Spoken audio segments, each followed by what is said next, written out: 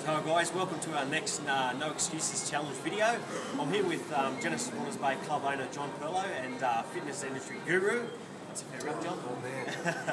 A lot of you would already know John. John's the owner of 4 clubs here in New South Wales, as well as this one, as I mentioned. I guess the hardest thing being for me, John, is setting up for his mod weeks. He's just coming and just training whenever I can. So could you give us a few tips on what do you think is best being Mondays or how to set up your week for exercise? I mean, seriously, if you don't plan it, you don't do it. And I think the biggest problem with most people when they go to a training program is it's always going to start on Monday, or it's going to start on Wednesday, or it's going to start in the new year. And unless you actually plan to do it, it just doesn't happen. So first thing in the morning, rather than thinking, oh, I'll try and make time today to train, I should be really setting up a time and make everything go around that. So if you know you want to train at 12 o'clock at lunchtime, make sure you make a plan to do that. Set your schedule up around that. During the week, if you prefer to train at 6 o'clock in the morning, then make sure that during the week at 6 o'clock in the morning, you set your schedule up for the rest of the things of the week to work around your training times. I mean, most people who go to train, I really honestly find that unless they make the plan to actually do that training session during the day, it just doesn't happen. If you're as busy as I am, or as busy as Luke is, or anyone else is working full time in a role, they've got kids at home, or other things that are happening on a daily basis, there's always something that seems more important that seems to come up. You never seem to make the time to train. So unless you actually say, well, I'm definitely going to do it right now and get out and do it, it's just not going to happen. I've been guilty of it in the past and been getting busy and just not getting a chance to get out and train. And I get home and I'm a little bit frustrated by the time I get home. So unless I actually say, well, just put everything down, tools down, go into a session, take your break, rejig, come back, feel more energised, and everything happens from there. So it's probably something that we just don't do enough of. Great advice, great advice. Now John, we've both been struck down the last week or so with the man flu. I'm struggling now. So anyone dealing with a cold or flu symptoms, how would you suggest to stay motivated with your training? Garlic. Garlic, yeah.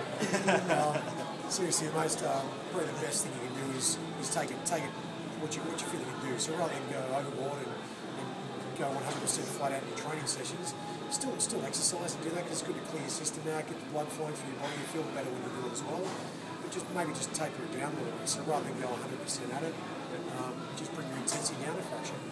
I find if I make the excuse to say I'm too sick, then my excuse goes on for a week, 2 weeks, as opposed to being 1 or 2 days. So try and squeeze the time even for just a light walk, unless you can't get out of bed or something like that. But if you find you can get up and actually do something, I think it's pretty important to do something right.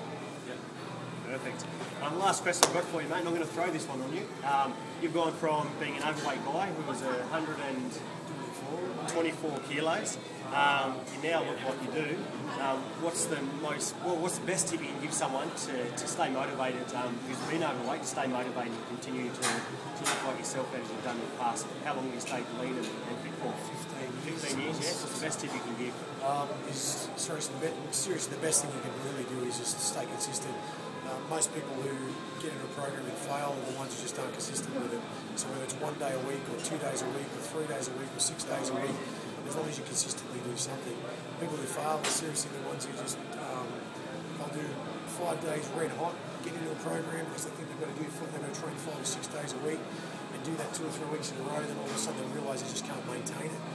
So consistency is the key. I mean, I was overweight, and I think probably the thing that's kept me consistently staying fit and doing these things is probably setting myself targets and goals too.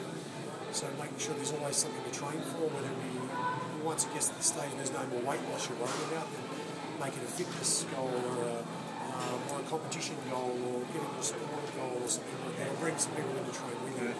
Goals really make it so much easier. Fantastic. So there you have it, team. Some good red hot tips, I should say, from the fitness guru John Pirlo.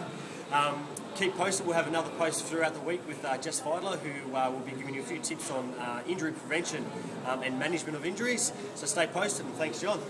Legend. Thank you.